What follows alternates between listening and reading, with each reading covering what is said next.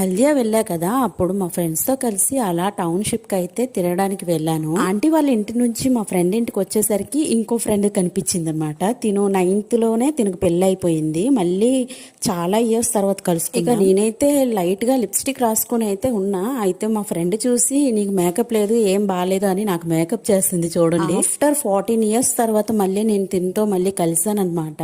ఎందుకంటే తనకి మ్యారేజ్ అయిపోయింది చిన్న ఏజ్ లో. ఇక టైం వేస్ట్ చేయకుండా ఇక్కడ నుంచి మేము ముగ్గురం, ఇంకా మా పాప, వాళ్ళ పాప కలిసి, ఇంకా మా ఫ్రెండ్ కూడా వచ్చాడు. బస్ జర్నీ చేసి 4 years అయిపోయింది. 4 years తర్వాత మళ్ళీ బస్ జర్నీ చేశాను. ఇక మేమందరం కలిసి రివర్ సైడ్ వెళ్ళామన్నమాట. రివర్ సైడ్ అంటే అక్కడ టౌన్షిప్ అంటారు. 2018 లో నేను హల్దియా వదిలి వైజాగ్ వెళ్ళాను.